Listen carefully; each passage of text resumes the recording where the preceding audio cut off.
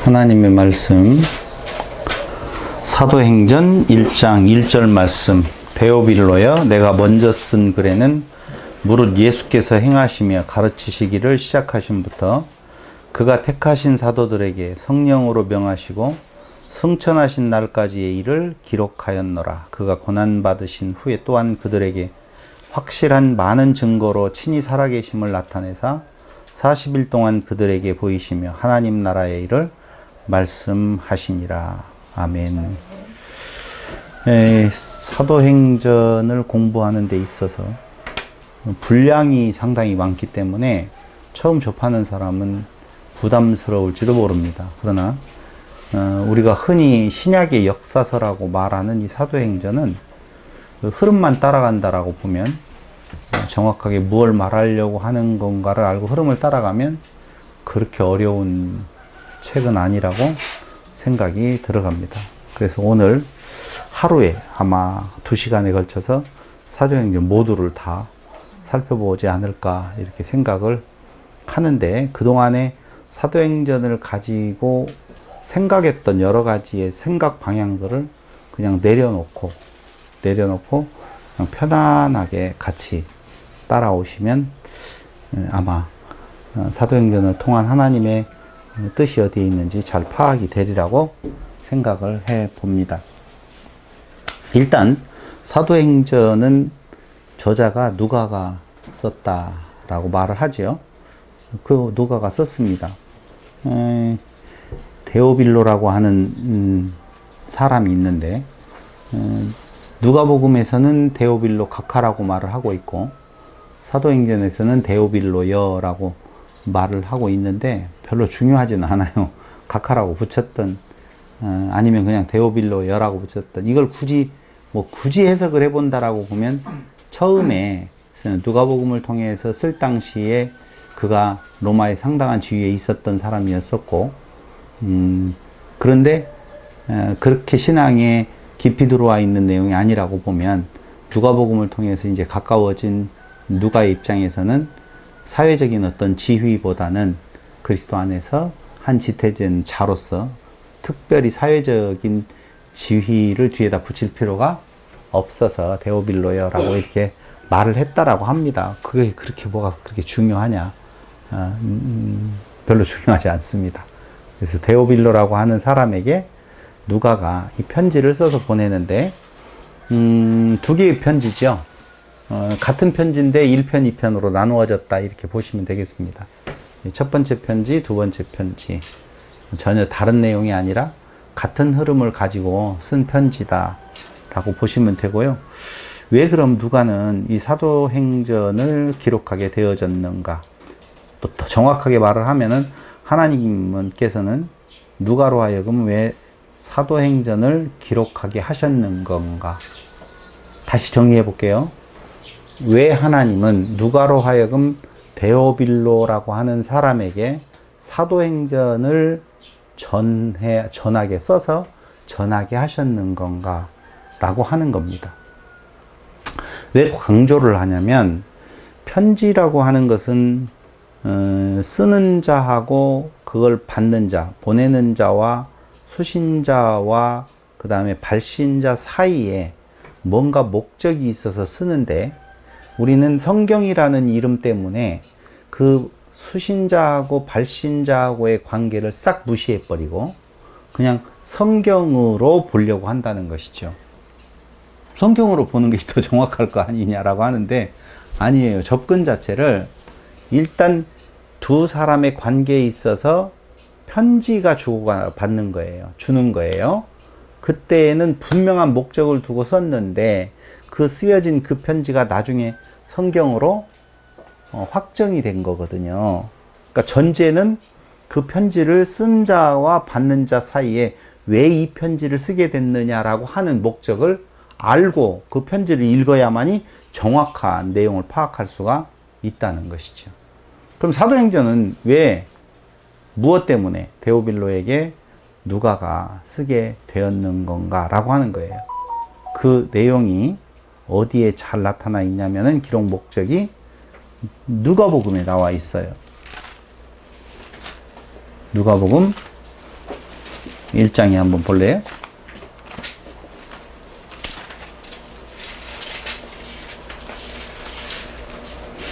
우리 중에 이루어진 사실에 대하여 처음부터 목격자와 말씀에 일꾼된 자들이 전하여 준 그대로 내력을 저술하려고 붓을 든 사람이 많은지라. 그 모든 일을 근원부터 자세히 미루어 살핀 나도 데오빌로 각하에게 차례대로 써 보내는 것이 좋은 줄 알았노니 이는 각하가 알고 있는 바를 더 확실하게 하려 함이로라. 이 내용이에요. 4절. 각하가 알고 있는 바를 더 확실하게 하려고 이 편지를 씁니다. 무슨 편지? 누가복음하고 사도행전을 씁니다. 이렇게 보시면 돼요. 그럼 전제 보시자고요. 각하가 알고 있는 것이 전제가 되어져야 돼요. 그렇죠? 그 알고 있는 것이 더욱더 확실하게 알게 하기 위하여서 2개의 편지를 지금 씁니다. 지금 그렇게 말을 하고 있거든요. 그럼 그 각하가 알고 있는, 데오빌로가 알고 있는 바는 무엇일까요? 그래야지 그 2 편지를 데오빌로가 받고 난 뒤에 자기가 알고 있는 바가 더욱더 어떻게 해요? 확실해질 것이 아니냐 이거죠. 근데 우리는 데오빌로가 뭘 알고 있는가에 대해서 생각해 본 적이 있었어요? 예수께서 부활하신 것이 맞다. 네. 좋다. 예. 알고 있는 바. 좋아요. 아주 중요한 이야기를 했어요. 그러니까 데오빌로라고 하는 사람이 어떤 계기를 통하여서 복음을 접하게 되었고 그 복음 안에 거하게 되어져 있었어요. 근데 진짜 그 복음이 진짜 복음인 건가를 더욱더 확실하게 하기 위하여서 이 편지를 씁니다. 지금 그 말이에요. 그렇다면 그 복음은 뭐냐? 알고 있는 바는 뭐냐? 제가 그래서 오늘 캐리그마라고 하는 내용을 말을 하고 싶어요. 헬라어 캐리그마. 그러니까 이런 거예요. 데오빌로라고 하는 사람이 복음을 접하게 되는 것은 누군가의 캐리그마를 통하여서 복음을 접하게 되어져요. 캐리그마라는 말은 들어본 바가 있기는 있죠. 아주 유명한 말이에요. 신학생들이라고 하면 캐리그마를 모르고서는 신학생이라고 할 수가 없는 거거든요. 그럼 캐리그마 다 들었다고 그냥 고개를 끄덕거리세요? 신학생 아니더라도. 그렇죠. 캐리그마. 캐리그마를 통해서 알고 있는 바를 확실히 하기 위하여서 편지를 씁니다. 그러니까 캐리그마는 무엇을 캐리그마라고 하는 건가? 자기에게 위탁된 메시지를 권위 있게 선포하는 거예요. 캐리그마는. 그러니까 이런 거예요. 내가 어떤 메시지를 선포할 때 그 메시지를 선포하는 행위 플러스 그 행위 안에 들어있는 내용, 그걸 합쳐서 캐리그마라고 이야기를 해요. 그러니까 우리가 지금 메시지를 전할 때 뭘 전하는 거예요? 캐리그마라고 이야기를 하는 건데, 문제는 그 캐리그마라고 하는 내용이 뭐냐 이거예요. 메시지를 전하는 그 메시지 내용이 뭐냐 이거죠. 아까 이야기한 대로 하나는 예언이 성취되어졌습니다. 구약의 예언이 성취되어졌습니다. 구약의 예언의 성취자로 오신 분은 예수입니다. 이것이 캐리그마, 메시지를 전하는데, 맡겨진 메시지를 전하는데 첫 번째 내용이에요. 두 번째로는 그 예수 그리스도를 통하여서 새 시대가 시작되었습니다. 그 말이에요. 두 가지예요. 그러니까 데오빌로는 두 가지의 내용을 알고 있어요. 하나는 구약에 약속된 약속, 메시아, 구원자가 바로 예수 안에서 이루어졌습니다. 라고 하는 걸 들었어요. 일단 두 번째로는요. 조금 전에 말씀드린 대로 그 예수 그리스도에 의해서 새로운 세상이 시작되었습니다. 라고 하는 것을 데오빌로는 지금 알고 있단 말이에요. 들어서. 근데 들어서 알고 있으면 됐지 라고 생각하면 안 되는 것은, 우리도 다 들어서 알고 있지만 다시 또 말씀을 보고 또 말씀은 캐리그마 상태에 또 놓여 있는 이유는 그건 다른 것이 아니라 확실한 것에 거할 수 있도록 하기 위한 것이다. 그러니까 우리가 한 달에 한 번씩 이렇게 모여서 공부하는 것은 몰라서 그런 것이 아니라 아는 것을 더욱더 확실하게 하기 위해서 그렇다라고 보시면 되어져요. 그럼 캐리그마 설교가 가능한 이유는 무엇인 건가? 아까 캐리그마는 뭐라고 그랬어요? 선포인데 그 선포의 내용이 중요하다고 그랬잖아요. 첫 번째 내용은 이 예언이 성취된 누구? 그리스도 안에 성취되었습니다. 그 그리스도로부터 새로운 시대가 시작되었습니다. 자, 강단에서 이 복음이 전도되어져야 돼요. 전해져야 돼요. 그렇죠. 근데 오늘날 한국 교회의 강단에서 정말 예수 그리스도에 대한 내용이 선포되고 있는 건가를 우리가 한번 보면 많은 목사님들이 잘 선포하고 있지만 그렇지 않은 부분도 있다는 거예요. 그럼 여러분들이 보시기에 저는 진정한 캐리그마를 지금 실행하고 있다고 보세요? 네 라고 대답을 네, 감사합니다. 그럼 이은재는 왜 진정한 메시지를 지금 전하고 있을까요? 낙이 없으니까. 그렇게 되어지면 좀 섭하기는 하지만 뭐 또 그렇게 생각한 저 보였다라고 보면 반성을 제가 많이 해야 되겠네요. 그렇죠. 그 내용이 제가 오늘 말하려고 하는 거예요. 성령의 내주가 아니면 진정한 의미로서의 캐리그마가 선포될 수 없다. 그래서 캐리그마가 빠진 설교, 캐리그마가 빠진 강론은 설교가 아니라 설법이다 라고 보시면 돼요. 설교가 아니라 설법이다. 그래서 캐리그마는 한마디로 말하면 그리스도다. 이렇게 보시면 좋겠어요. 아시겠죠?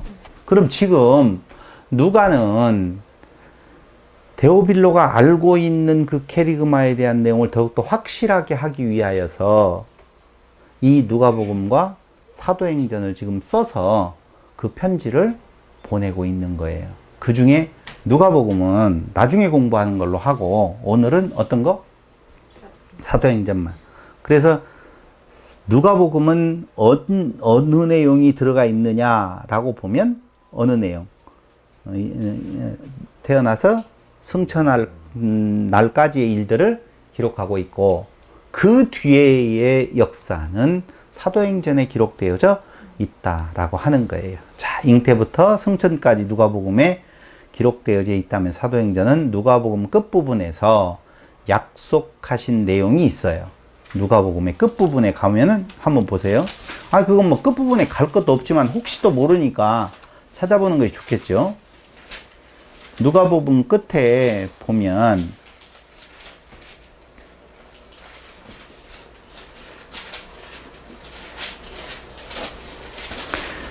45절 또 이르시되 이같이 그리스도가 고난을 받고 제3일에 죽은 자 가운데 살아날 것과 또 그의 이름으로 죄사함을 받게 하는 회개가 예루살렘에서 시작하여 모든 족속에게 전파될 것이 기록되었으니 너희는 이 모든 일의 증인이라.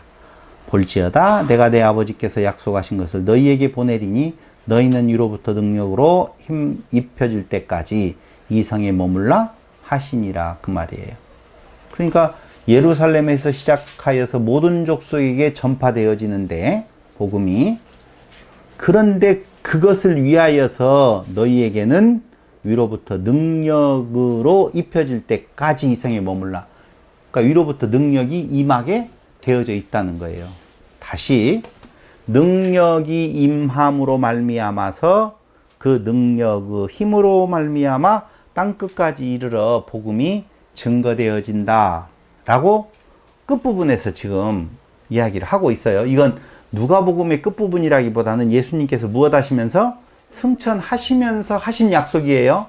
누가복음에서 약속한 것이 아니고 예수님께서 승천하시면서 이미 예언, 약속을 예언으로 해주신 거예요. 그렇기 때문에 누가복음 끝부분에서 약속하신 일의 성취 내용, 그것은 모든 민족에게 복음이 전파될 것, 성령을 보내실 것. 이게 사도행전 1장 4절로 이어지는 거예요. 사도와 함께 모이사 그들에게 분부하여 이르시되 예루살렘을 떠나지 말고 내게서 들은 바 아버지께서 약속하신 것을 기다리라.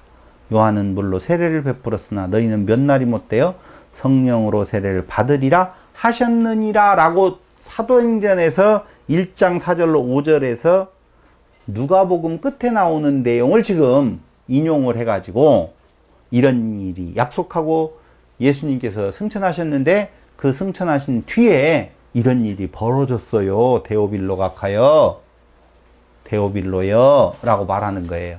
그러니까 지금부터는 사도행전을 읽을 때에는 자 이렇게 읽으셔야 돼요. 데오빌로요. 이런 일이 일어났어요. 이런 일이 일어났어요.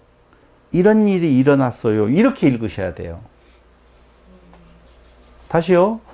지금 데오빌로에게 어떤 역사에 일어났던 일들을 지금 자세히 기술하여서 잉태로부터 시작해가지고 승천까지의 일을 설명을 해줬다면 지금부터는 그 뒤에 약속된 것이 이루어져가는 내용들을 지금 그들에게 알려주는 거잖아요. 전부 정리해가지고. 그러니까 이런 일이 일어났어요. 이런 일이 일어났어요. 이런 일이 일어났어요. 이렇게 말을 하는 거라니까요. 중요한 이야기예요. 오늘 이런 일이 일어났어요. 아나니아와 삽비라가 죽어버렸어요. 그럼 다시 한번 물어볼게요. 아나니아와 삽비라는 왜 죽었어요? 성령을 속여서. 성령을 속여서 죽었다고 그렇게 나오잖아요. 그럼 이걸 가지고 성령론을 만들어요. 사람들은. 성령을 속이면 죽임을 당하는구나. 사도행전을 통해서 론을 끌어내면 절대적으로 안 돼요. 근데 론이 많아요. 그래서 이제 이런 일이 일어나면 사람들은 그걸 가지고 이제 론을 만들어요. 자, 처음부터 안 낸다고 말을 안 하고 안 냈으면 문제가 없어요. 자, 세 가지 중에 어떤 놈이 제일 나쁜지 한번 보십시다. 낸다고 하고 내는 사람. 낸다고 하고 안 내는 사람. 안 낸다고 하고 안 내는 사람. 어떤 놈이 나쁜 놈이에요, 제일? 두 번째가 나쁜 놈이라는? 기대하게 만들었어요. 그런 론을 만들어내는 거예요.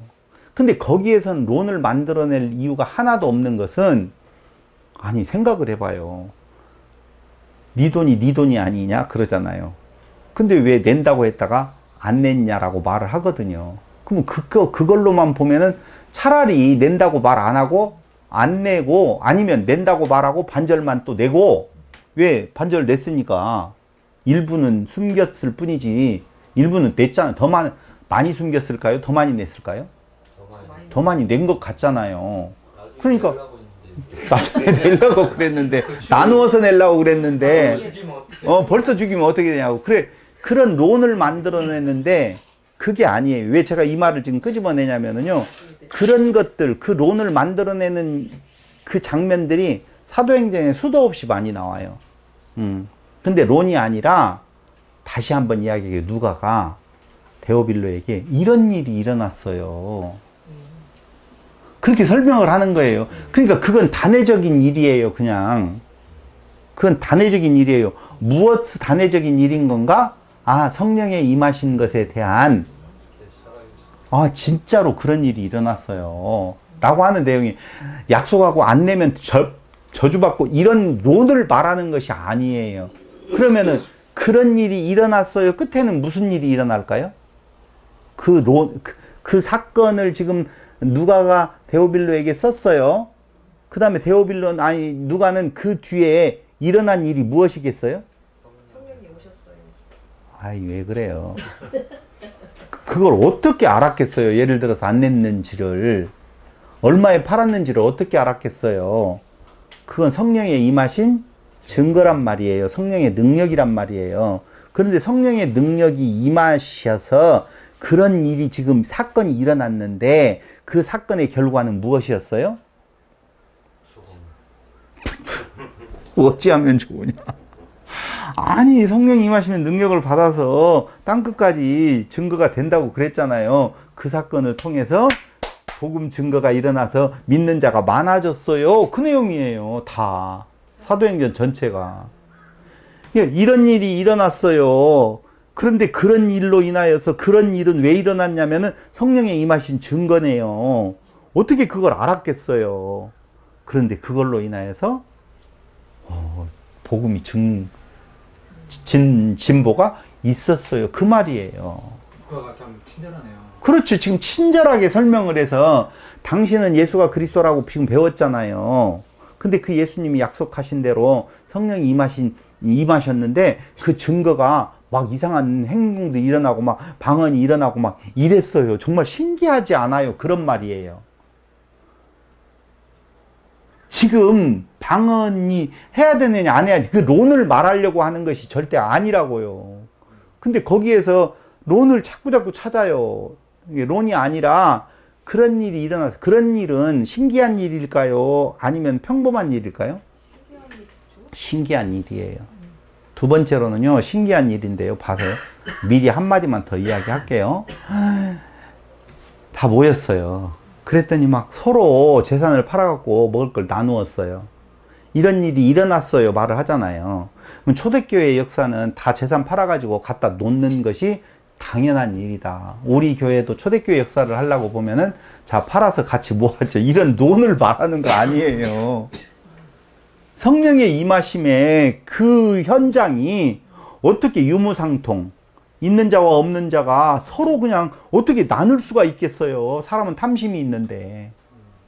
그런 일이 일어났어요. 무슨 역사예요? 성령의 역사예요. 그리고 결론은요, 다 같이 시작. 믿는 자가 많아졌어요. 이쪽이에요. 베드로가 설교를 했어요. 근데 잘 마이크도 없고 아무것도 없고 강론술도 뛰어나지도 않을 텐데 3,000명이나 돌아섰어요. 데오빌로에 이런 일이 일어날 수 있겠어요? 아니, 일어났어요. 그래가지고 믿는 자들이 많아졌어요. 어디까지 가고 있어요? 땅끝까지 가고 있어요. 왜 스데반 집사의 사건이 일어났어요? 일어났어요. 다 말했네. 이제 사도행전 다 끝났네. 왜 스데반 집사의 일이 일어났어요? 그런 일이 일어났어요. 그런데 모여 있었던 자들이 흩어졌어요. 그러니까 항상 일어났어요. 뭐가? 핍박이 일어났어요. 많이 나와요. 핍박이 일어났어요. 핍박이 일어나면 어떻게 해야 돼요? 중단해야 되잖아요. 근데 핍박이 일어났는데 많아졌어요. 믿는 자들이. 복음은 자꾸 땅끝을 향하여 가고 있어요. 그런데 인간들이 이것들이 끝까지 예루살렘에 머물러요. 유다 땅에 머물러요.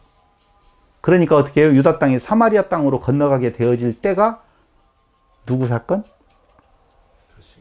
여기 집사. 그렇죠. 스데반 집사의 사건이에요. 근데 스데반 집사의 사건 때문에 막 퍼졌다라고 사람들은 그렇게 알고 있지만 아니, 스데반 집사의 죽음을 통하여서 퍼져 나가는 사마리아까지고요. 사마리아에서 또 사마리아까지 갈 때까지는 누구에다만 증거하느냐? 유대인들에게만 거의 증거를 해요. 그러니까 복음을 폐쇄적으로 가지고 가려고 하는 유대인 크리스찬들, 유대인들의 그 고악성에 대한 내용이 다시 한번 문제가, 그게 십몇 장으로 넘어가면 무슨 일이냐? 예루살렘에 또 박해가 또 일어나요. 그래서 거기에서 다시 이제 땅끝으로 가는 1차 전도 여행이 시작되어지는 그런 내용이에요. 그러니까 박해가 있었어요. 그런 일이 일어났어요. 그럼 보통 사람들은 다 같이 시작? 그래서 그냥 조용해졌어요. 이렇게 가야 되는데 더 활발하게 복음이 증거됐어요. 데오빌로에 어찌 이런 일이 일어날 수 있겠어요? 1번, 왜? 성령의 역사. 2번, 예수가 그리스도라는 것의 증거예요. 그래서 그가 믿고 있는 바를 더욱더 굳건하게 세우는 것, 그 내용이 사도행전 전체의 내용이에요. 너무 쉽죠? 다 끝났어요. 진짜 볼 것도 없어요. 농담이 아니고 사도행전 읽어보면 제일 쉬운 책이에요. 그래서 1차 전도여행, 2차 전도여행, 3차 전도 여행 때마다 무슨 일이 일어나겠어요? 환난과 핍박이 일어나요. 근데 끝나지 않았어요. 도리어 확장이 되어져 갔네요. 누구 역사예요? 성령의 능력이에요. 근데 거기서만 끝나면 진짜 안 돼요. 아, 이게 다 말을 해버리면 안 되는데 진도를 나가야 돼. 진도 나가면서 이야기할게요. 그래도 되겠죠? 응. 계속 이야기해요? 근데 뭐 유무상통이 일어난다든가 개인 여러분 이따 하면서 이야기해야 되지만 외부의 적이냐, 제가 여러분들에게 찬양 하나 올려드렸잖아요. 못 봤어요? 그 찬양에 대한 내용이 뭐였었어요? 처음에 우리의 싸움은 육체가 아니요 뭐라고 그랬어요?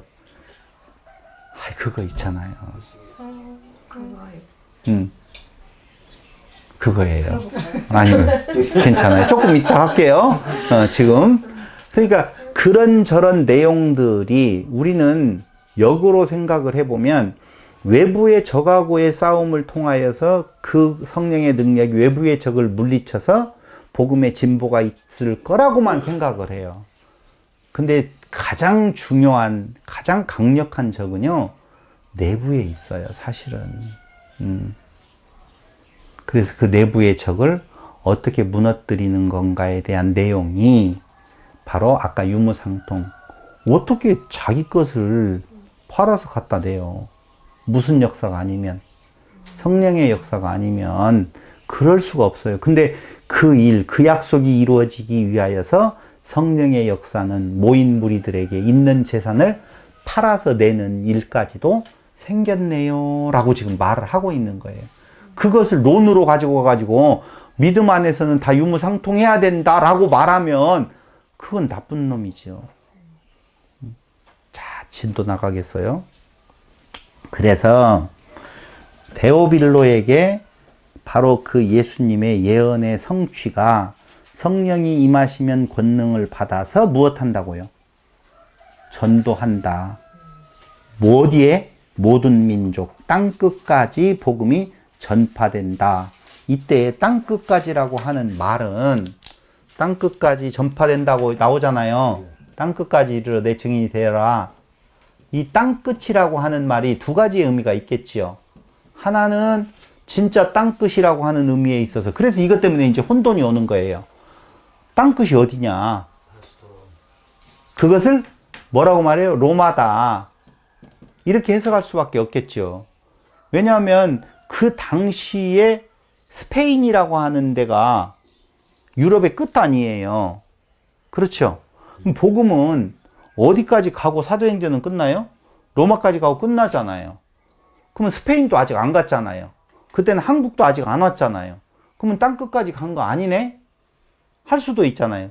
그래서 이제 거기에 그 내용을 합당하게 하기 위해서 로마는 모든 길이 로마로부터 통한다. 세계는 로마로 통한다라고 해서 로마가 간 것이 곧 땅끝까지 가는 것이다. 이렇게 이제 해석을 보편적으로는 해줘요. 이해됐죠? 두 번째로는요, 제가 드리는 말씀이에요.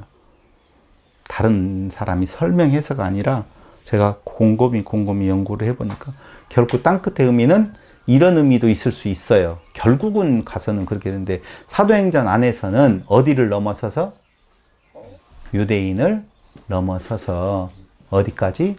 헬라인까지, 이방인까지 다 복음이 증거되어진다라고 하는 의미가 더 강하게 있다라고. 그래서 헬라인의 복음이 증거되어지는 것의 역할을 담당하는 것이 누구예요?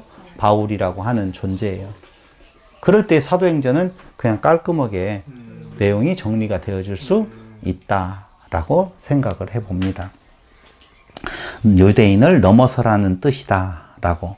근데 이렇게 유대인을 넘어서서 헬라인에게 복음이 증거되어지는 것은 당시의 상황에서는 불가능한 일이에요. 불가능한 일. 그걸 보여주는 것이 뭐냐면은 그렇게 역사가 임하는데도 불구하고 예루살렘 안에 머물러 있고 또 머물러 있으려고 그 안에서, 그래서 이제 베드로의 그 설교도 나오고 막 나오잖아요. 이방인들에게 복음이 전거된 것이 옳으냐 그르냐, 할례를 행해야 되냐, 이런 것들의 다 싸움이에요. 그러니까 그렇게 보시면 돼요. 그런데 예루살렘을 넘어섰는다라고 하는데도 그 예루살렘을 넘어서서 사마리아 땅까지의 복음이 증거되어질 때도 꼭 유대인들을 대상으로만 거의 복음이 증거되어지다가 다시 한번 핍박을 통하여서 어디까지? 이방인에게 넘어가는, 그게 이제 바울의 베드로가 나오고 난 뒤에 바울로도 넘어가는 십몇 장인가? 근데 우리는 십몇 장, 여기에 제가 왜 몇 장이라고 딱 말을 안 하냐면요, 편지는 장이 없어요. 원래 장절이 없잖아요. 원래 편지가 그냥 한 문장으로 쫙 흘러내려가는 것이기 때문에 그 흐름을 보면 알 수 있다고 이렇게 말을 하고 싶어서 그래요. 몇 장 몇 절부터는 뭐 어디로 간다 이렇게 말하고 싶지 않는 이유는 그 우리가 편지를 읽으면서 누가가 지금 데오빌로에게 쓰잖아요. 그런데 그 쓰는 그 흐름 속에서 유대 땅 예루살렘을 중심으로만 있는 그 놈들 하다가 넘어간다 사마리아로 가는데 유대인들에게만 또 옹개어종 게 모여있네 하다가 갑자기 어떤 분위기를 타고 갑자기 이방으로 넘어가는 부분들에 대한 내용들을 보세요. 이게 불가능한 일인데 이 일이 가능하게 되어졌네요. 데오빌로요. 왜 그러겠어요? 성령이 하신 증거예요. 그럼 성령이 보내주겠다라고 하고 약속하셨는데 그대로 그 일이 예수의 예언대로 이루어진다면 당신이 알고 있는 그 캐리그마는 진리 아니겠습니까? 라고 믿음을 더 확정시키는 것이다 라고 말씀을 드린 거예요. 자, 다락방에 모인 120 문도라고 보통 이야기하죠. 120여 명, 약 모여있는 120여 명 누구였어요? 제가 이제까지 말했던 내용으로 보면 유대인들이다. 그렇죠. 이제 따라왔네요. 유대인들이었었다. 두 번째로는요. 그들의 관심은 이스라엘의 회복이에요. 맞죠? 어느 때입니까? 이렇게 약속을 하니까 그들이 모여서 6절 그들이 모였을 때 예수께 여쭈어 이르되 주께서 이스라엘 나라를 회복하심이 이때니까 하니 이 말이 무슨 말이냐면요 유대인들의 메시아예요. 그때 당시까지만 하더라도 예수님이 죽으시고 승천하실 때까지만 하더라도 유대인들의 메시아, 유대교의 한 분파 그리고 이방인들은 개종해야지 될 사람들 그래서 할례를 받으라고 하는 말들이 뒤에 가서 나오는 이유가 거기에 있다는 거예요. 그런데 예수님 대답이 뭐예요? 이르시되 때와 시기는 아버지께서 자기의 권한에 두셨으니 너희가 알 바가 아니다. 자, 회복의 때를 물어봐요. 그렇죠? 그건 육적 이스라엘의 회복인가? 라고 물어볼 때 맞다 아니다? 아니에요. 그래서 뭐라고 이야기하냐면 때와 시기 1장 7절에 때와 시기는 아버지께서 자기의 권한에 두셨으니 라고 하죠. 봐봐 예수님 저를 보세요. 이때니까 라고 물어보니까 예수님께서 뭐라고요? 때와 시기는 이건 이야기예요. 누구에게 있다? 아버지께 있다. 그런데 육적 이스라엘의 회복을 말하는 것이다. 이 말은 없어요. 그들이 질문하는 것이 뭐냐면요. 이스라엘 나라를 회복하심이 이때니까 물어봐요. 그럼 이스라엘 나라를 회복하는 것은 그때와 시기는 아버지에게 있다. 이렇게 말하지 아니하고 이스라엘 나라의 회복에 대한 이야기는 없어요. 예수님의 대답에는. 뭔만 이야기해요? 때와 시기에 대한 이야기만 하더라 그 말입니다. 그러므로 그 회복의 시기 때는 육적 이스라엘에 대한 회복을 말하는 것이 아니다라고 하는 거예요. 그래서 사도행전은 육적 이스라엘에 대한 내용이 아니라 헬라인을 포함한 교회에 대한 이야기를 말하고 있다라고 아셔야 돼요. 자, 여기에서 우리가 생각해 봐야 될 것이 하나 있는데 예수님 때와 시기는 아버지께 있다라고 하니까 사람들은 이 때와 시기를 어느 때로 지금 생각을 하고 있어요? 예수님께서 재림하실 때 맞죠? 재림하실 때 이스라엘 나라의 회복이라고 하는 것이 육적 이스라엘에 대한 것이 아니라고 하더라도 영적 이스라엘에 대한 내용의 것을 말을 한다 할지라도 그 때와 시기는 예수님의 재림으로 이루어질 거라고 보통 생각을 해요.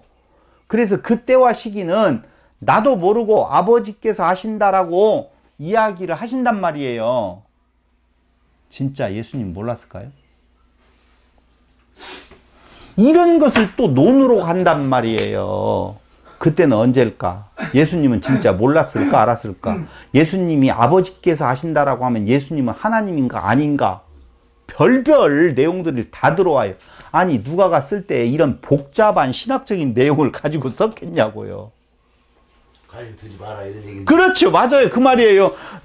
너희들이 지금 그거 말할 것이 아니야 라고 하는 단순한 이야기를 하고 있을 뿐이지, 때와 시기는 진짜 언제냐면은 너희 비밀이 있어. 그런데 너희 가르쳐 줄 수는 없고, 나도 지금 안다고 할까 모른다고 할까, 내가 지금 사람이니까 지금 이런 복잡한 이야기가 아니에요. 너희에게 지금 있는 것은 지금을 살으라는 말이에요. 지금 사는 것은 뭐가 중요한 거예요? 성령 능력 받고 복음 증거하는 것이, 그냥 너희는 현실을 사는 것이지 미래에 무슨 일이 일어날 것인 건가에 대한 내용을 관심 둘 일이 아니야. 근데 우리는 어디에 관심이 있어요? 현실에 발 딛고 살아가는 데는 별 관심이 없고, 진짜 우리는 구원을 받을 거야 안 받을 거야, 예수님의 재림 언제 일어나가지고 회복은 완전히 어떻게 되어지는 거야, 관심 갖지 말라는 말이에요. 예수님의 말씀은 그게 지금 너희에게 말하고 싶은 내용이 아니다라고 확실히 지금 정해서 말을 해주고 있는 거예요. 예수님 대답에 대한 이들의 생각은 뭐였을까요? 때와 시기는 아버지만 아신다라고 말하니까, 자, 거기에 모여 있었던 사람들은 뭐라고 생각했을까요? 다 같이 시작. 때와 시기는 아버지만 아는구나. 우리는 더 이상 물어보면 안 되겠지. 아니면 때와 시기는 아버지가 안다라고 했으니까 이게 먼 훗날 되어질 건가? 2, 3년 안에 될 것인 건가? 어떤 생각을 했을까요? 1번, 먼 훗날 2000년도 넘어서서도 3000년이 넘을지도 모른다고 생각했을까요? 아니면 때와 시기는 아버지만 아신데 곧 가까이 있을 거라고 생각했을까요? 가까이 있을 거라고 생각을 당연히 하겠죠. 2000년, 3000년이 지나더라도 그것이 안 이루어질 거라고 생각 절대 없었을 거라는 말이에요. 근데 우리는 이런 것들을 가지고 여기서부터 연구가 들어가요. 이제 복잡한, 성경에 나오지도 않는. 근데 우리의 생각은 단순해요. 다 같이 시작. 우리의 상관할 바가 아니구나. 관심 없다. 훌륭한 우리의 상태예요. 그때 모여 있었던 자들보다도 훨씬 훌륭한 생각이라고 저는 생각해요.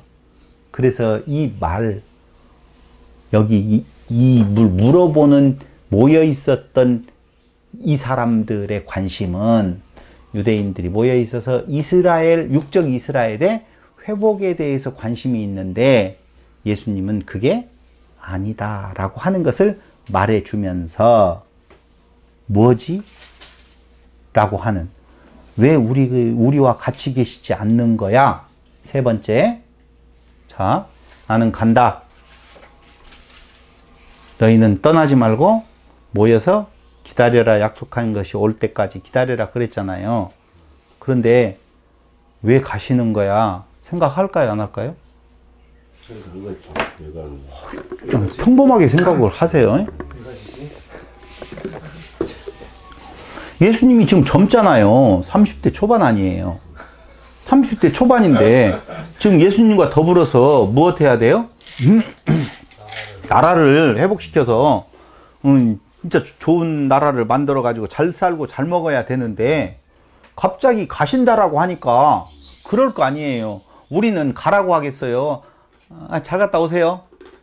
그러겠어요? 아니면은 왜 가세요? 그러겠어요? 나 같아도 왜 가지? 왜 우리와 같이 계시지 않는 거야? 그렇죠. 그러겠죠. 그런데 우리는 요 내용을 볼 때에 떠오르는 생각이 하나 있으면 참 좋겠다는 생각을 해요. 그게 뭐냐면, 출애굽해서 나온 이스라엘 백성들이 시내산 밑에 도달했었을 때에, 김명희 사모님, 시내산 밑에 도달했을 때에 모세가 시내산으로 올라가잖아요. 올라가지요. 예수님도 올라가잖아요. 뭐 이상하게 하늘로 올라가시잖아요. 하나님 계시는 곳으로 올라가잖아요. 모세는 어디로 올라갔어요? 하늘로 올라가. 산에 왜 올라갔어요? 하나님 만나러. 그러니까 하나님 계시는 곳으로 올라가는 거예요. 지금 똑같다니까. 가시는 걸음걸음 그곳을 지뢰받고 가시옵소서? 아니에요. 올라가요. 예수님도 올라가고 모세도 올라가요. 그것이 출애굽기 32장 1절로 6절에 대한 내용이에요. 그런데 보이는 모세가 갑자기 올라가서 안 보여요. 내려올 줄을 모르고 있어요. 시간이 지나도 안 내려오네요. 그렇죠? 보이는 예수가 올라가시네요. 근데 금방 올 줄로 알았는데 안 내려오네요. 그럴 때에 시내산 밑에 있었던 이스라엘은 무슨 짓을 해요? 금송아지를 만들지요. 그렇죠? 왜 금송아지를 만들었어요? 하나님이라고 하고 만들고, 만약에 모세가 보였으면 만들었겠어요? 안 만들었겠어요? 안 만들었죠. 그러니까 문제는 어디가 있어요? 안 보인 모세에게 있지. 내가 나는 하나님을 만든다고 만들었지. 내가 뭐 다른 우상을 만드는 것도 아니에요. 그들은. 그건 네 생각이에요? 그러니까 보이는 모세예요. 그렇죠? 모세는 어떤 의미로 보면 하나님이 아니에요. 이게 잘 들으셔야 되는데, 이 대목에서. 지금 보이는 예수는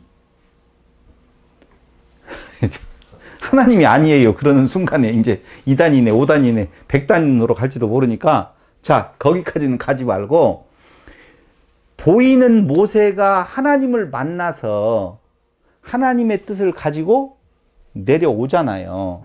와야 되는데 그 사이에 이스라엘 백성들은 보이지 않기 때문에 보이는 무엇인가를 만들어요. 예수님이 보였다가 그분을 의지하고 있었는데 내가 하늘에 가는 것이 너희에게 더 좋다고 말하잖아요. 완성을 위하여서 가시잖아요. 그런데 가신 동안에 어떻게 돼요? 우상을 만들어요. 사람도. 금송아지를 만드는 것처럼 무엇인가 보이는 우상을 만들어. 그 보이는 우상이 무엇이 될 수도 있고, 잘생긴 목사가 될 수도 있고, 노래 잘 부르는 목사가 될 수도 있고, 다른 어떤 목걸이가 될 수도 있고, 무엇인가 또 다른 우상들을 만들어내는 오늘날 한국교회 성도뿐만 아니라 세계교회 성도들도 볼 수가 있다는 거예요. 그러니까 금송아지라고 하는 내용은 금송아지, 그 다음에 모세, 금송아지나 모세가 중요한 거 아니에요. 이스라엘 백성들은요, 자기의 투영, 모세에게 자기를 투영해요. 보이는 거 있어야 돼요. 그래야지 내가 불안함을 좀 적거든요. 그러니까 모세가 안 보이면 자기를 투영할 어떤 대상이 필요하기 때문에 금송아지를 만들었을 뿐이에요. 그래서 보이지 않는 하나님은 그들에게는 없었어요. 한마디로 말하면. 하나님 보이셔요? 안 보이셔요? 안 보여야지 하나님이시지요. 예수님이 보이는 하는 하나님이에요? 아니에요? 아니에요. 그렇게 저렇게 말을 해줘야 돼요. 아, 보이는 하나님이라고요? 아니, 그렇게 말하지 말고요. 하나님은 한 분이신데 하나님은 본래 영이시기 때문에 육신의 눈으로 보여요? 안 보여요? 안 보여요. 그래서 예수님의 완성은 하나님께로 가야 돼요. 사역의 완성은 다 이루었다라고 하는데 그분이 이제 하나님이잖아요. 그럼 보여야 돼? 안 보여야 돼요? 아, 주여 어디로 가시나이까? 33년간 보이신 것은 그건 그분이 만약에 하나님이시라고 그냥 하나님 자체라고 보면 진짜 쇼한 거죠. 육체는 뭐예요? 시공형의 제약을 받는 육체를 갖는 것은 하나님의 영역이 아니잖아요. 우리가 신됨이 되어졌다라고 할 때 완성은 어디에서 이루어진다고요? 육체를 벗을 때 다른 체가 있다고 그랬잖아요. 그러니까 예수님은 다른 체를 가지셔야지 그 육체를 가지고서 그걸 온전하신 하나님이다. 아, 이거 정말 문제 많은데, 이거. 말 잘못해가지고. 아, 어찌하면 좋으냐? 상관없어요. 어쨌든. 그래서, 뭐지? 우리와 같이 왜 계시지 않는 거야? 라고 하는 것이 사람의 입장에서 생각하고 있는 모세 왜 안 보이는 거야? 하나님이 우리 모습으로 같이 있어줘야 되는데 지금 안 보이잖아. 예수님, 우리와 같이 있어줘야 될 거 아니에요? 그럼 예수님이 같이 있어서 거기에서 로마를 물리치고 그에서 예수의 왕국을 건립하면 그게 온전하신 하나님의 왕국이 아니에요? 아니죠, 당연히. 우리의 왕국은 보이는 그 왕국, 없어져 버린 그 왕국, 시간이 지나면 다 역사의 뒤안길로 사라져 버린 그 왕국이 아니라고요. 하나님의 나라는 그런 나라가 아니라니까요. 예수는 하나님 나라의 주인이시지 세상 왕국, 나는 이 땅 위에 왕국을 건설하러 온 것이 아니다라고 말을 하잖아요. 1장 10절을 보세요. 이 말씀을 마치시고 그들이 보는데 올려져 가시니 구름이 그를 가리어 보이지 않게 하더라. 올라가실 때 제자들이 자세히 하늘을 쳐다보고 있는데 흰옷 입은 두 사람이 그들 곁에 서서 이르되 갈릴리 사람들아 어찌하여 서서 하늘을 쳐다보느냐. 너희 가운데에서 하늘로 올려지신 이 예수는 하늘로 가심을 본 그대로 오시리라 하였느니라. 하늘로 가신 그대로 오시리라. 오셨어요? 안 오셨어요? 오셨어요. 잘 대답해 봐요. 제가 이렇게 물어볼게요. 지금 너희가 본 그대로 오시리라는 말은 그들에게 오신다는 거예요? 저 먼 뒤에 오신다는 거예요? 말은 그 사람들한테 나타난다는 얘기인데. 네, 우리 이영욱 집사님 좋은 점은 이런 점이에요. 정확하게 그 안에서의 논리대로 따라오셔요. 그래서 좋아요. 자꾸 쓸데없는 생각을 갖다가 안 오고 그대로 지금 이야기를 해주잖아요. 말은 그대로 하잖아요. 네. 그 말이라니까 지금. 너희가 본 그대로 오신다라고 하는 말은 본 사람이 그걸 봐야지. 보는 놈은 내가 봤는데 간 것을 보는 건 내가 봤는데 오는 걸 다른 사람이 보면 그대로 갔는지 그대로 오시는지 어떻게 알아요 그걸. 구름 타고 와야 구름 타고 와야 되니까 그때 구름을 탔을까 안 탔을까. 그것도 그들이 할 거 아니에요. 군둔을 탔는지 뭘 타고 와 있는지 그걸 어떻게 알아요 우리는. 날씨도 알아야 되고. 그래 여러 가지 해야 될 것이 많네. 근데 우리는 논을 만들어요. 이런 데에서 예수님의 재림에 관한 이야기를 할 때. 그 말은요 다른 거 아니에요. 너희가 같이 있기를 원하는데 그 예수님은 너희와 함께 있어. 그 말이거든요. 너희가 지금 가신 그대로 본 그대로 온다는 말은 가셨으면 분명히 너희 곁에 계신다 그 말이에요. 누구에게? 그때 그 자들에게. 그때 그 자들에게 같이 있었어요 없었어요 예수님이? 성령으로 오셨죠. 그러니까 성령으로 오셨다라고 꼭 말을 해야 되죠. 다른 보혜사라고 이야기하잖아요. 뭐 삼위일체 그렇게 이야기하잖아요. 그분이라며. 그러면 성령으로 같이 계시면 그분이 계시는 것이지. 그분은 저쪽에 위에 지금 어디 따로 가서 누워 계셔요? 앉아 계세요? 뛰어다니셔요? 그 성령은 또 따로 있어가지고 따로 보내나요? 그런 거 아닌데 자꾸 사람들은 그런 론, 성령론, 기독론, 신론, 론을 만들어가지고 이게 다시 언제 오시느냐, 재림 때는 진짜 근두운을 타고 올까 안 타고 올까 이쪽으로 관심이 많다. 아니 생각을 해보세요. 이걸 지금 기록하고 있는 누가의 입장에서 요렇게 쓰면 데오빌로가 듣고 그때 그 구름은 어떤 구름이었어? 안개였었어? 아니면은 연기였었어? 뭐 이렇게 그런 거 아니라고요. 왜 이렇게 열을 내려고 하냐? 모세는 내려와요 안 내려와요? 내려왔잖아요. 그리고 같이 있었잖아요. 그런데 모세가 내려와서 같이 있었는데 모세하고 같이 있어요? 하나님하고 같이 있었어요? 하나님하고 같이 있었잖아요. 두 돌판. 하나님과 같이 있는 거예요. 근데 아직까지 안 내려오신 예수. 아직까지 안 내려오신 예수. 물음표, X표. X표. 오케이. 고마워요. 땡큐. 물음표가 아니에요. 광야를 지나게 하시는 데에는 누구와 같이 있어요? 아니요. 모세와 같이 가잖아요. 그렇죠? 모세와 같이 가잖아요. 그럼 인생에 있어서 지금 광야를 가고 있는 우리들 그렇잖아요. 출애굽해서 지금 몰라요? 새로운 피조물로 바뀌어서 광야를 가잖아요. 누구랑 같이 가야 돼요? 올리워가 신자하고 같이 가야 될 거 아니에요. 모세하고 지금 같이 가는 것처럼 바로 예수님이 난 너희와 함께 하겠다고 그러잖아요. 영원히. 끝날까지 함께 하겠다. 그 말이에요, 그냥. 그러니까 예수님과 함께 가는 거예요. 그걸 우리는 뭐라고 표현한다고요? 성령이라고 표현할 뿐이에요. 왜 같이 가시죠? 하나니까. 약속의 길. 아니, 성장시키시려고. 40년 동안 성장시키시려고. 교회의 성장. 그래서 사도행전은요, 보통 사람들이 교회의 설립이라고 그러잖아요. 아니에요. 스데반 집사의 그 설교에 보면은요, 뭐가 나와요? 구약의 설교를 하면서 광야 교회가 나와요. 그러니까 교회가 처음 시작된 것이 여기에서가 아니라고 해요. 성령이 오셔가지고 교회가 시작된 것이 아니라 이미 교회는 어디에도 있었어요? 광야에서도 있었다 그 말이에요. 그래서 교회의 성장을 위한 성령의 임재, 예수의 우리와 같이 하심이라고 보셔야 된다 그 말입니다. 자, 그걸 전제로 놓고 본다면 이제 이해됐죠? 충분히. 그럼 사도행전을 직접 들어가서 내용을 살펴보면서 도대체 어떤 내용들이 데오빌로로 하여금 그 믿는 바 진리의 확실함에 거할 수 있는 내용이 기록되어졌는 건가 라고 살펴볼 필요가 있다는 거예요.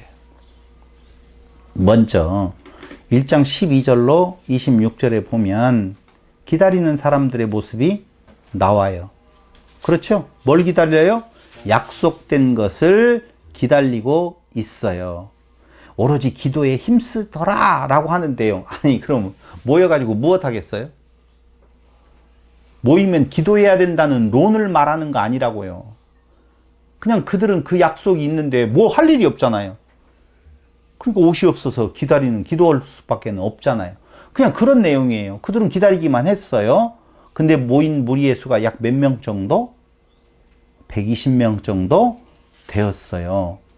그렇죠? 그 모여있는 가운데에 무슨 일을 하고 있는 건가? 빠진 자리 하나를 메꾸는 일을 했다는 거예요. 아휴, 주여. 교회는 12사도에서 빠지면 꼭 채워 넣어야 될 그런 일들을 해야 된다. 그런 거 없다고요. 그냥 그때에는 그런 일을 했어요. 그 말이에요. 그냥 모여가지고 그 성령에 기다린 성령이 오실 때까지 무슨 일을 했냐면은요, 한 명 뽑았어요. 그 뽑고 난 뒤에 그 뽑혀진 자의 무슨 활동 영역이 나와요? 안 나와요? 안 나와요. 그냥 그 일을 했다는 거예요. 데오빌로요, 이런 일을 하고 있었어요. 그들이 뭔가 특별하게 성령이 오실 수 있는 토대를 마련한 것도 아니고요. 그냥 이런 일을 하고 있었는데 성령이 약속대로 임하셨어요 라고 하는 거예요. 너무 싱거워서 탈이네. 소금 좀 칠까요? 오늘 소금 가지고 왔으니까. 천일염으로.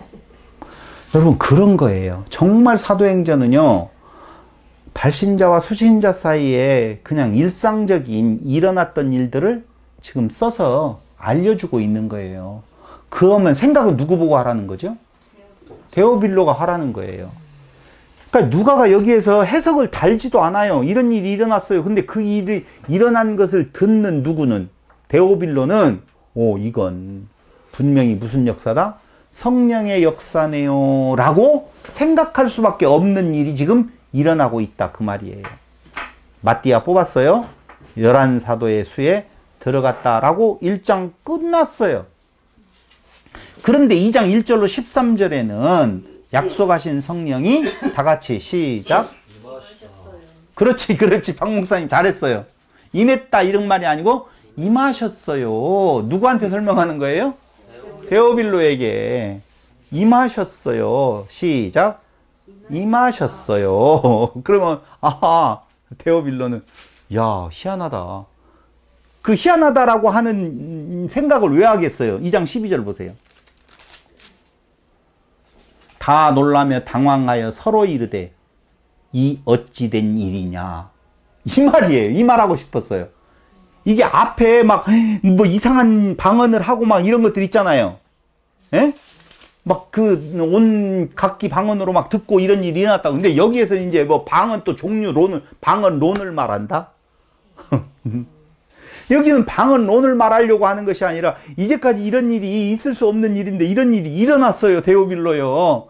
이게 무슨 증거가 아니고서는 성령에 임한 증거가 아니고서는 어찌 우리 가운데 이런 일이 일어났겠어요. 이것 말하는 것이지 방언의 종류에는 무슨 종류가 있다 이걸 말하려고 하는 것이 아니라니까. 그러면 지금도 이런 일이 일어나야 돼? 안 일어나야 돼요? 필요가 없어요. 필요 없어요. 아무런. 그게 너무 간단한 이야기예요. 방은 있냐 없냐 방언론을 말하려고 하는데요. 하나도 여기에는 숨겨져 있는 내용이 없어요. 중요한 것은 경건한 유대인이 천하 각국으로부터 와서 예루살렘에 머물러 있던 이 소리가 나며 큰 무리가 모여 각각 자기의 방으로 제자들이 말한 걸 듣고 소동하여 다 놀라 신기하게 여겨 이르되. 신기한 일 누구에게 지금 말하는 거예요? 데오빌로요. 신기하지 않아요? 그 결론이 뭐예요? 다 놀라며 당황하여 서로 이르되 이 어찌 된 일이냐 하며 또 어떤 이들은 조롱하여 이르되 그들이 세술에 취하였다 하더라. 그래서 교회에서 기도하는 사람 세술에 취한 것 같은 기도에 대한 내용이 있어야 됩니다. 없어야 됩니다. 있는 것이 정답입니다. 없는 것이, 이런 논을 말하는 것 절대 아니라는 거예요. 사람들이 생각할 때 술이 취했다라고 생각할 정도로 이상한 일이 일어났어요 라고 지금 말하는 거예요. 그런데 2장 43절로 47절을 보세요. 41절까지는 일어났어요 그러더니만 제가 지금 다 설명했죠.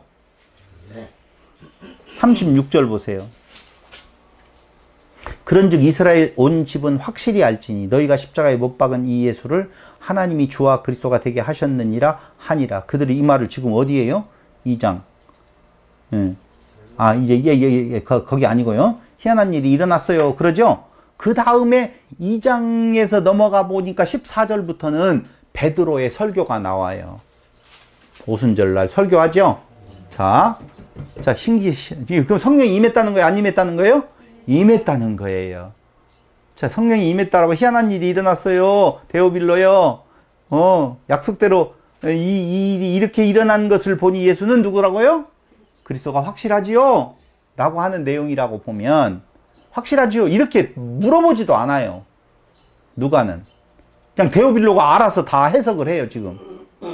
그러면서 베드로의 오순절날 설교가 2장 14절부터 계속 이어지는데 2장 41절에 보면 뭐라고요? 41절. 그 말을 받은 사람들은 세례를 받으며 이날의 신도의 수가 3,000이나 더하더라 라고 하는 거예요. 그러면 제가 베드로의 설교를 다 읽어야 돼요? 안 읽어야 돼요? 안 읽어도 돼요. 아니 어떻게 베드로의 설교 한 번에 3,000명이 돌아와요? 우리는 몇십 년을 하더라도 10명 안팎인데.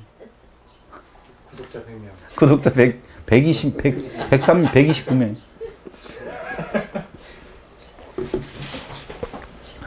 좋아요. 사도행전 너무 친근하지요? 너무 쉽잖아요. 어렵게 좀 안 봤으면 좋겠어요. 그런데 여기에 재미난 내용이 나와요. 그게 2장 43절로 47절에 대한 내용인데요.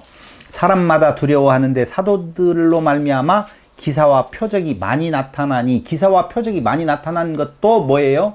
성령의 임함에 대한 표적이에요. 믿는 사람이 다 함께 있어 모든 물건을 서로 통용하고 또 재산과 소유를 팔아 각 사람의 필요를 따라 나눠주며 날마다 마음을 같이하여 성전에 모이기를 힘쓰고 집에서 떡을 떼며 기쁨과 순전한 마음으로 음식을 먹고 하나님을 찬미하며 또 온 백성에게 칭송을 받으니 주께서 구원받는 사람을 날마다 더하게 하시니라. 다 같이 시작. 신기한 일이 일어났어요. 데오빌로요. 내 것은 또 내 것이요 네 것도 내 것이라고 욕심껏 살아가는 자들이 어떻게 유무상통하는 일이 일어났겠어요. 그런데 유무상통하는 일이 일어나잖아요. 우리도 오늘 유무상통하는 일이 일어났잖아요.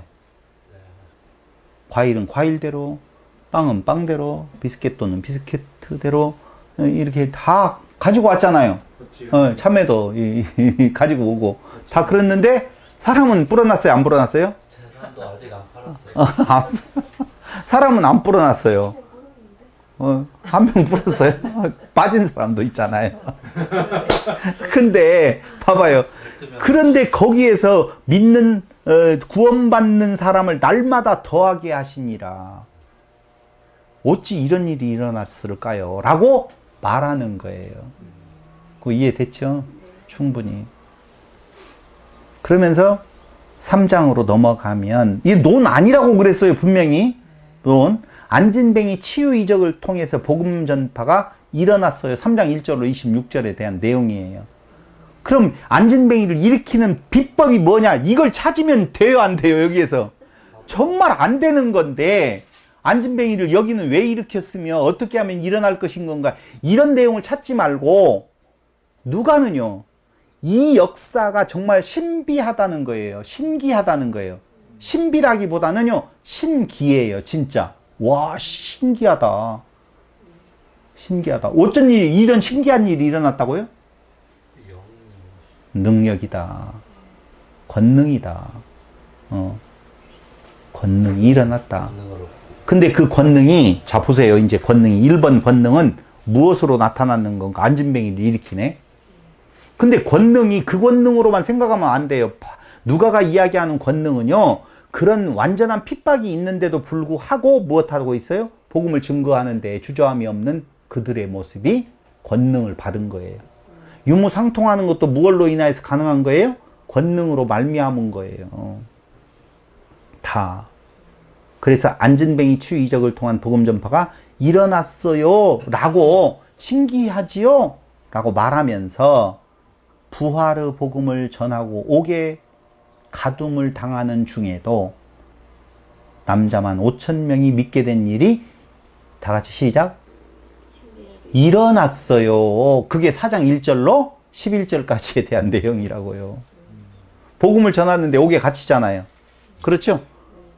거기에서 옥에 갇혔는데 이제 나중에 옥에서 나오는 걸 가지고 어떻게 하면 옥에서 나올 것인 건가? 아니, 옥에서 나오는 것이 목적이 아닐진데, 사람들은 그곳에 옥에 갇히는 건 나쁜 거고 옥에서 나오게 하는 건 좋은 걸로 생각하는 데에서 또다시 어떤 이론을 끄집어내려고 하는데, 그 말이 아니고, 복음을 전하면서 옥에 갇히게 되어지는 중에도 5,000명이나 되는 사람들이, 누구만? 남자만 5,000명이나 되는 사람들이 믿게 된 일이 일어났어요. 다 같이 시작. 성령의 능력이지 않겠어요? 뭐, 신기하지요? 뭐 이런 거예요. 데오빌로에게 지금. 데오빌로는 막 이 편지를 받고 신기해 죽을 거예요. 근데 우리는 이 편지를 받고 신기해 죽는 것이 아니라, 어떻게 하면 나도 거기 안에 안진뱅이가 되어졌는데, 얼마나 신기했으면 이걸 다 전해준 게 돌려봐가지고 여기 나온 거잖아요. 그렇죠. 뭔 말인지 못 알아들었지만 하여튼 뭐 훌륭한 이야기를 했어요. 지금 돌려봐가지고 여기까지 지금 왔단 말이에요. 너무 신기한 일이 일어났어요. 그렇죠. 그러면서 4장 23절로 31절 마지막, 아니 31절까지를 통해서는 환난 중에도 담대히 복음을 전하는 사도들의 모습을 그리고 있는데, 역시 누구의 능력이라고요? 성령의 능력이라고 말하면서 유무상통이 4장 31절로 37절에 한 번 더 나와요. 한번 보세요. 4장 32절로. 이거 서로 돈 낸다고 하니까 참 좋은 일이라고 내가 이렇게 읽어주는 것 같은데 그게 아니에요. 거기 32절, 믿는 무리가 한 마음과 한 뜻이 되어 모든 물건을 서로 통용하고 자기 재물을 조금이라도 자기 것이라 하는 이가 하나도 없더라. 사도들이 큰 권능으로 주 예수의 부활을 증언하니 무리가 큰 은혜를 받아 그 중에 가난한 사람이 없으니 이는 밭과 집 있는 자는 팔아 그 판 것의 값을 가져다가 사도들의 발 앞에 두매 그들이 각 사람의 필요를 따라 나누어 줌이라. 구브로에서 난 네이족 사람이 있으니 이름은 요셉이라. 사도들이 일컬어 바나바라. 번역하면 위로의 아들이라 하니 그가 밭이 있음에 팔아 그 값을 가지고 사도들의 발 앞에 두니라 라고 나오잖아요. 아름답지요? 지금도 이런 일이 일어났으면 좋겠지요? 안 일어나요. 아니, 안 일어난다고 해서 이거 믿음이 약한 것이라고 보면 안 돼요. 도대체 있을 수 없는 일이에요. 자기 밭을 팔아갖고 내놓은 사람이 가끔 있죠. 사입이나 돼야죠. 사입이 교단에서 막 끌어당겨야 되는 것으로 이야기를 지금 같은 경우 하잖아요. 근데 그때는 보편적인 일이었었다니까요. 이게 한두 사람이 그런 것이 아니라. 근데 이 보편적인 일을 오늘날 한국 교회에다 적용해서 우리도 이렇게 살아야 됩니다고 말하는 건 진짜 어리석은 이야기들이에요. 그걸 팔아서 낸다고 해서 내면 이상한 놈들이 홀라당 해버린다니까. 필요할 때 아니 근다고 내지 말라는 말도 아니에요. 내고 싶으면 내요. 그걸 말리는 것은 아니지만 지금 누가가 데오빌로에게 이 편지에서 이때 있었던 사건을 말하는 것은 무슨 역사다? 그때 당시에는 지금과 같이 부유한 때도 아니에요. 얼마나 가난하게 살았겠어요. 근데 그것이 인내 없네랑 다 부유하게 되었다는 말은 다 부유하게 되었다는 말은 돈 나누었더니 막 진짜 부자가 되었다고요? 아니요. 모자람이 없었다 서로. 이런 일들이 어떻게 일어나요? 다 같이 시작. 성령의 능력으로, 성령의 역사로 말미암아 일어난 거예요. 데오빌로에 이런 일이 일어났겠어요? 희한하잖아요. 그러니 예수님의 약속하신 대로 그런 일들이 일어나는, 성령의 능력이 임하는, 거기에서 그냥 머물지 아니하고 거기에서 우리 먹고 좋다, 우리는 먹고 좋다고 우리만 듣고 끝나잖아. 다음번에 한 명씩 데리고 올래요? 깎아 세우고 싶어. 성령의 역사가. 나만 차면 돼. 근데 또 그걸 론으로 말하면 우리도 그걸 채워야지 성령이 제대로 임한 거를 이렇게 말하는 거 아니에요? 지금은 그때 당시에 데오빌로에게 바라라. 그때 성령의 임하심은 특별하게 보여지는 것이었었잖아요. 그 역사를 누구가 누구라고 하는 사실을, 예수가 그리스도라고 하는 사실을 증거하기 위한 그 역사의 현장을 누가는 데오빌로에게 지금 써서 보내는 거예요. 한참 있다가 써서 보내요? 바로 보내요? 좀 있지 않았어요? 있죠. 60년경, 61년경에 기록되었으니까 30 몇 년에서 그럼 한 30년이 지난 뒤에 이거 기록해서 보낸 거예요. 그러니까 그때 당시에 데오빌로에 이런 일이 우리도 일어나야 돼요. 이 말이 아니라니까. 30여 년 전에 이런 일이 있었어요. 그러니까 예수는 누구예요? 당신이 아는 것처럼, 전해 들은 것처럼 예수는 그리스도 맞아요. 그분에게만 생명이 있는 것이지요. 라고 지금 말을 하고 있는 거예요. 그러면 데오빌로가 갑자기 그래야 되겠구나. 나도 지금 각하라고 들을 정도로 재산이 많았으니까 다 팔아가지고 교회에다 내자 그랬을까요? 저는 안 냈으리라고 봐요. 뭐 안 낸다고 해서 문제 있는 건 아니라고요. 냈으면. 냈는가 보다 해요. 또 아무 상관없어요. 나 거기에서 100원도 하나 가져온 적이 없어요. 달란데. 아, 그래서 우리가 이 대목에서 한 번 더 생각해 봐야 될 것이 믿는 자가 많아졌어요 라고 하는 부분에 대한 내용인데요. 아나니아와 삽비라 사건이 나오잖아요. 그 아나니아와 삽비라 사건은요, 한마디로 말하면 성령의 역사를 드러내는 사건이었었어요. 론이 아니에요. 절대로. 그러니까 낸다고 했다가 안 낸다고 해서 저주 받아요, 안 받아요? 받을 수도 있고 안 받을 수도 안 받아요.가 맞아요. 수도 있고가 말하면 안 돼요. 안 받아요. 낸다고 하고 다 낸다고 해서 상급 받아요, 안 받아요? 안 받아요. 안 낸다고 해서 안 내면 저주 받아요, 안 받아요? 안 받아요. 그거하고 아무 상관없어요. 지금은 성령의 역사를 확인시켜주는 그 성령의 임재에 대한 역사를 드러내는 증거로서 죄송해요. 이렇게 표현해서 그냥 걸린 거예요. 아나니아와 삽비라가. 에이, 지옥 간 건 아니냐. 그런 거하고는 지금 말하면 안 돼요. 진짜로. 갈 수도 있고. 이건 성령의 임재에 대한 증거로서 나타나는 것이다. 그래서 잠깐 쉬었다가 권능이라고 하는 것이, 능력이라고 하는 것이 도대체 무엇인 건가에 대한 내용을 한번 정리하고 그 다음 이어가겠습니다.